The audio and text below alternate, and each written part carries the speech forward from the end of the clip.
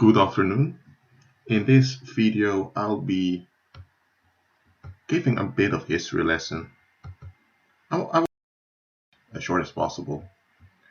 But my aim of this history lesson is to show you how mimetic fear operates. I can just make an illustration out of the blue, because as a writer, I know how to generate stories. But I decided to use a bit of factual history, because this part of history, well, it's not often talked about, but nevertheless, for what I'm gonna teach in this video, it's relevant. Okay, so I'm in Google Maps now. These borders that you see here are imaginary lines that constitute the conventions we call countries. Okay, and let me go to the Earth view. This view shows the deserts, shows the types of landscape, the waters, how deep they are. So I'll prefer to use this one over here. Hold on, let me try to take away those lines because they're a bit annoying. Hold on. Well, anyway, for this illustration, we're going back to the 16th century, to the end of the 16th century. That's in the timeline of 1580 till 600s. Yes, the labels are gone. Okay, so at the time, you had the Ming Dynasty. The Ming Dynasty, they encompass this region over here. So it's this region down here. That was the Ming Dynasty. And I'm not certain of it, but you can check yourself. I believe this natural line that you see here is a result of the Chinese Wall. I believe that's the case, but you can check it for yourself. But anyway, this was the Ming Dynasty. And it really was like this. Here in Beijing, which was called Peking at the time, you had what you would call the Forbidden City. So there was a city where nobody was allowed to come in unless you were a part of the royal family or of the political elite, or you were a slave, or let me say, or a prostitute at work over there. That's the only reason you could enter that city, because if you came near that city and you had no papers to show why you were there, you would be soldiers or taken captive. City around here, and that's where the Ming cult was residing. The Ming cult, that's why you call the Ming Dynasty, also had local divisions here and there, and that's why they were able to exercise military power upon the Chinese kingdoms over here, because you didn't have one Chinese language. Even today, you have Mandarin Chinese, which is the dominant Chinese that's used in mainland China, but still you have the Wu Chinese, you have Cantonese Chinese, you have very diverse forms of Chinese, and in this time it was exactly the same. So what kept the Ming Dynasty together was the terror of the Ming cult, because you had 160 million people living in this region when the Ming Dynasty took office. And what the Ming Dynasty did was, the Ming Dynasty took office at the end of I believe somewhere in 1394. That's at the end of the 14th century. They've kind of made an economic establishment that we could call capitalism, because in the previous Chinese dynasties, the state, the government, controlled all the production and all the trade. But now entrepreneurship was permitted, and you had local elites in the economy rising. So you had the corporations and companies that gained political power and the impact of the state of the government decreased. It led to a better, more effective management of agriculture, which led to the rise of the population. People had more children. But as those who have studied history will understand, when there's a boom with increasing wealth, in the beginning it will lead to more reproduction, people will have more kids. But after a while, after a few 2 or 3 generations, people tend to become materialistic and begin to neglect family values because they become kind of narcissistic. And this pattern has been repeated often throughout history. And the same happened to the Ming Dynasty. So when capitalism, I don't know how else to call it, there's a label the world gives it. It simply means you have corporations that run the economy, and the state, the government, is only there to make sure things don't get way out of hand. But so the population grew to 200 million people, and at the time the population boom, there was also stagnation in the economy, and because regional companies gained influence, people became more loyal to the regional governance than to the Ming Dynasty. So China was kind of falling apart at the time. That's around the end of the 16th century. During that time, you also had the Portuguese Empire, which had colonies in Malaysia, India, and in other places. And the whole idea of the Chinese Empire was that they were sufficient. They had a son of heaven who was the head of the civilized world on the throne, and they didn't need the outside world. So, but the Portuguese, they forced the Chinese to trade with them. So in the south over here at Macau, you had a Portuguese colony where the Chinese establishment would trade with the Portuguese. Trade with the other smaller kingdoms over here, but it was limited.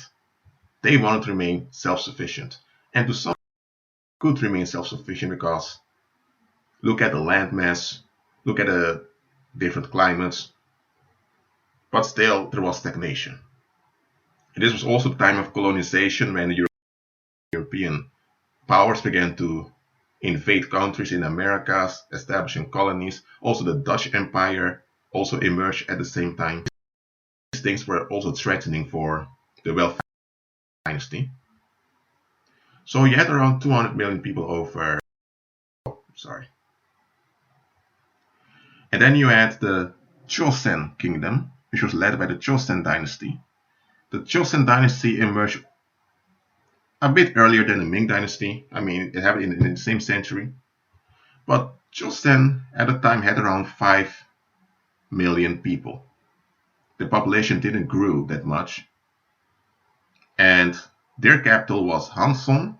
Today we call it Seoul. Hanson literally means the harbor of the Han, because it was at the Han River. So we had 5. Let me go a bit closer. Man, you still have those. Anyway, I don't care about those labels. So this here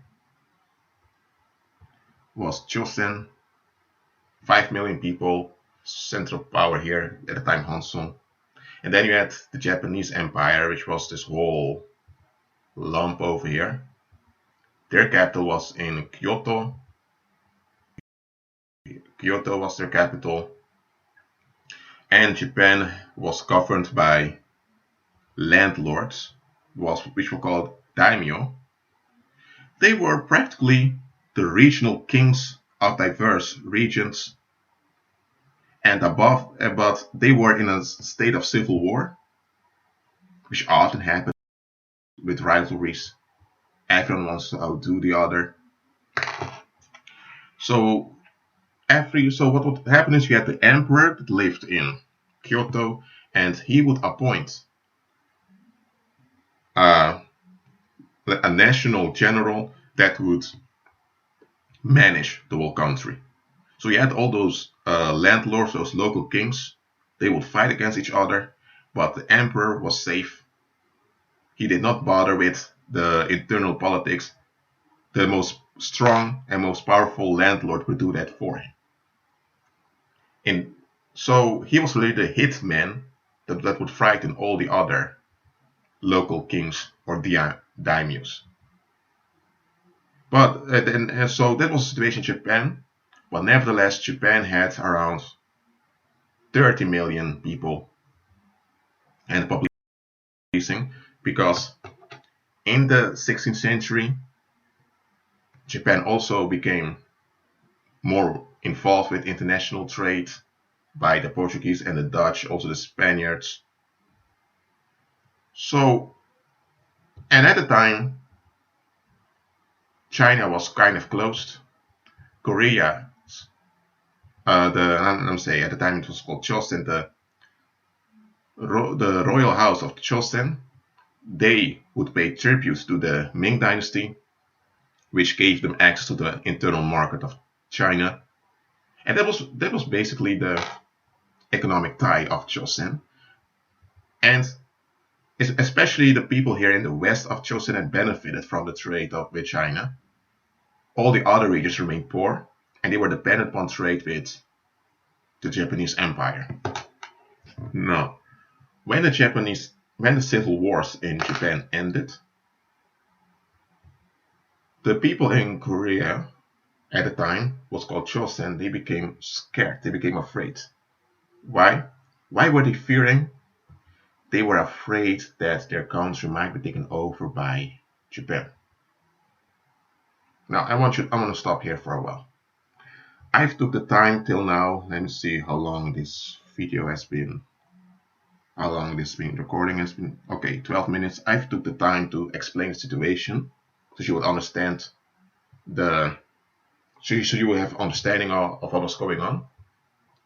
These people became afraid. Now, hold on a minute. What is the objective fact that they were afraid of? Throughout history, pirates from these regions harassed people over here. So they couldn't be afraid of more piracy because pirates used to come all the time. And in one way, they were dependent upon the pirates for their economy, because those same pirates were the ones, when they were not harassing, were trading with them. Because their king over here, I don't really want to call him a king, but anyway, the court that had a claim over this region, they were more interested in China than in their own population. And large sum of the population was in poverty, and slavery was also common in Chosen. They didn't call it slavery, they got other names for it, but it was harsh labor. Okay, and another thing, the king at the time was not even loved and liked by the people. And there was also, because of the economic differences here, they were focused on China. The rest was basically dependent on internal economy or with Japan. Because of that, and also in the north, there was fair dissatisfaction because the north was often neglected by the government that was seated over here. So Chosen was a mess, really. And the people here understood that their country was a mess. So when Japan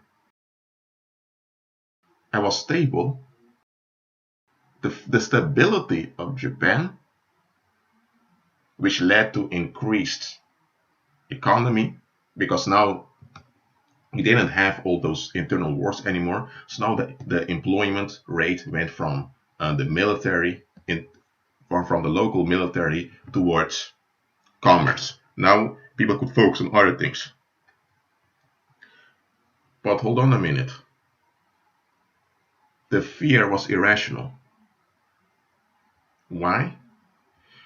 Because this country over here, this empire itself was also in a mess, and even though it was unified, the tensions were not gone. And So they were in the recovery of the civil tensions over here. So just think about it logically here. Why would a country that was just delivered from internal conflicts, and those internal conflicts were quite bloody, you can do your own research about it. It was I would say the pagans over there spilled a lot of blood. Why would they want to take over another country which also has mess? That means you would increase the mess you have to deal with. You would increase the worries you have to deal with. Nobody that's rational would do that. But yet, look what happened. People here became afraid. And think about these people. Fear, as I mentioned before, is a frequency. And the only energy that can operate in that frequency is stagnant energy. That's pain. Alright, and stagnant energy is always heavy. And stagnant energy will energy tumor, as I mentioned before. So when you have a lot of people, when you have millions of people that are afraid, it's going to draw more negativity to that region. Now, I'm not going to say that all the millions here, all the 5 million people were afraid all the time, but hundreds of thousands of people were scared. It even became a concern for the government that people were so afraid of being invaded. Now watch this. In Kyoto, I don't really want to call it the government because that would give it way too much prestige, but okay, let me just call it the government. The government over here, they were aware of the fear of these people over here. So what happened? Hideyoshi, I hope I pronounced the name right, the national general, what they call the shogun, of that was keeping this region in check, he sent a letter to the king of Chosen stating that he's going to invade the country. Now hold on a minute. If this guy, he was not the emperor, he was not the head of state, he was just like what we would call the prime minister. If he wanted to invade the country, why did he warn the king that he was going to invade the country? Why didn't he just send all those ships and bam, the region was invaded? Because look at what happened. Because till now it was the population that was scared. The elites over here, they were living in their palaces, in their houses. They were just enjoying. Now I won't say enjoying life because they were pagans, but they were just intoxicating themselves with a pleasure lifestyle. Lifestyle. It's not real life, it's just a style. It's a kind of life, but it's not real life. So when they here received the letter that their countries want to be invaded, they lost heart. They became afraid. Now, when they began to operate on the same frequency as the people, they were lost.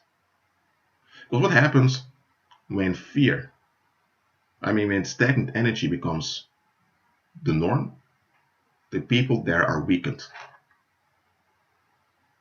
This is the thing, when you manage to scare a population, you've already conquered them. You don't really need to have a large military. You don't even need weapons to threaten them. When they are afraid, you've already conquered them. Fear, and let's say fear porn, is the goal of terrorism. So these people were afraid, and they even sent they even asked the government here even asked help of the Ming Dynasty. But the Ming Dynasty didn't pay much attention to it. And here's the thing. They were paying tribute to the Ming Dynasty in order to be on good terms with the Ming Dynasty so that they could benefit from the internal market over here. But when they needed help, well, they weren't just as willing to help. And that's the thing in the world, that often when things are going so-called well with you, there's profit, everyone wants to be your friend. But it's when things go wrong, that's when you will know that's when the real character of people are manifested. So a few months, on April the 13th, that's also now called number because pagans who worship evil spirits, they do things in numerology. The Japanese, it was in 1592, they invaded this region. Soon they took over the capital, and within 3 months they conquered the whole country. Now, watch this. When the country was taken over within 3 months, that's very fast. It was then that the Ming Dynasty became terrified because they thought, hold on a minute. They really did it. Because the Ming Dynasty at the time knew about the internal conflicts of Japan between the warlords, but they were still living in the past. They were not aware of the improved situation, of the unification that happened over here, and they didn't pay much attention to the of this empire, though to their connections to Western countries and trade with colonial powers. So when they received the warning from here that they wanted to invade Korea, they were laughing about it. But when it really happened suddenly, what happened? The dynasty began to send diplomats to come to a peace agreement because the Ming Dynasty perceived Chosen as their vessel, as a vassal state. They were not a colony nor a part of the Ming Dynasty, but they were they were perceived as inferior. But now that this region was taken over by this empire, they now had to deal with the Japanese, and this scared the Ming Dynasty. So the peace treaties, I would call it the agreements they made did not last. So eventually there came another. But at the time of this battle, the shogun, which I was compared to the minister of the Japanese Empire, died. And at his death, his troops returned to Nippon. Nippon is the Japanese name for Japan. But now, ask yourself a few questions here. So that guy died and a new shogun was appointed. So why did it suddenly left the region? What happened was, when Chosen was, they don't call it a colony, but when it was literally a colony of Japan at the time, for those, they said it was 7 years, there was a lot of resistance from the Chosen population against their new rulers. Now, it's not from everyone, but this was also used as an excuse from the people over here to revolt. So anyway, the whole country collapsed because, first of all, they didn't have a strong army, they didn't have a strong navy, and when the people over here, when the armies of Japan left, things collapsed further. The infrastructure collapsed, the economy collapsed, the state apparatus collapsed, and also agriculture collapsed. And the death toll was over 1 million. So they had around 5 million people. From that, 4 million survived. Now, that's a huge loss. And China lost about 100,000 people in this whole thing. But here's another thing. The state over here caused fear over here. Then it threatened the leaders over here. And then suddenly they took in. Then they suddenly left. And the fact that they suddenly left increased the chaos over here. So when this region was completely done, they sent the leaders that were still alive over here, they sent an envoy with the new shogun to re-establish their diplomatic ties. And, well, because they've become more dependent now on the economy of this region over here.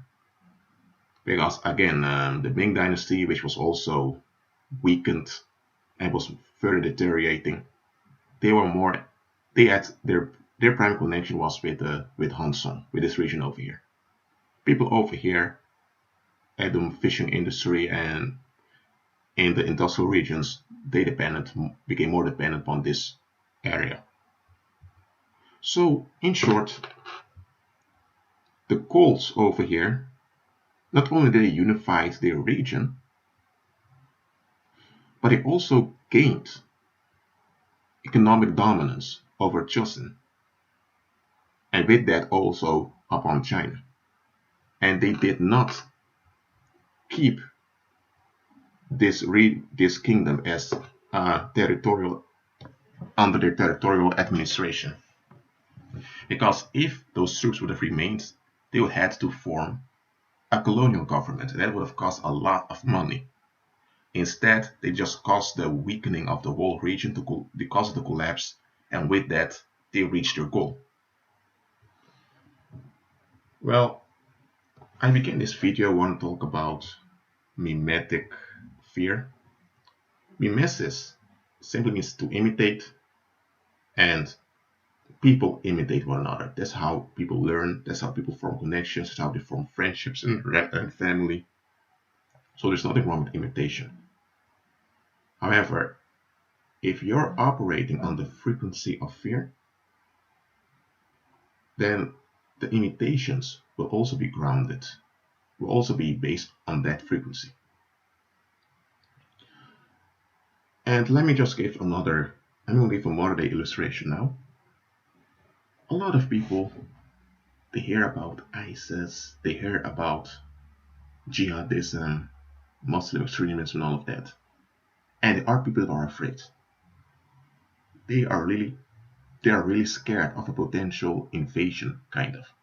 Even though there's no fact of such an invasion happening, nor is there any report of it happening, but they're scared. And then you have people around them who are operating on the same frequency. They receive the tensions through that frequency, because when you're on the same frequency, because when you are operating on that frequency of fear, you will receive tensions from others who are operating on the same frequency. And especially if you're connected to those people through soul ties. So other people now will imitate that fear. And what happens, before you know it, you have a whole population that operates under a thick cloud of dark energy. And as I mentioned before of the history that happened at the end of the 16th century, fear accomplishes an annexation far better than a gunshot. So I took my time to use history to explain something to you over here. Understand this. Mimetic fear is what Satan uses to capture people.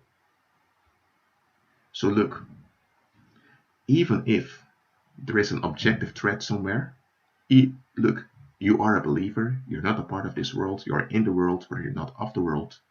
That means that you don't fear what those people fear.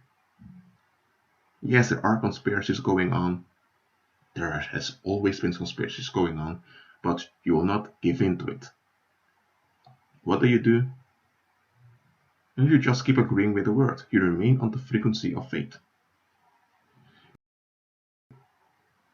And let me say, when you become yoked with the world, you will receive the plagues of the world.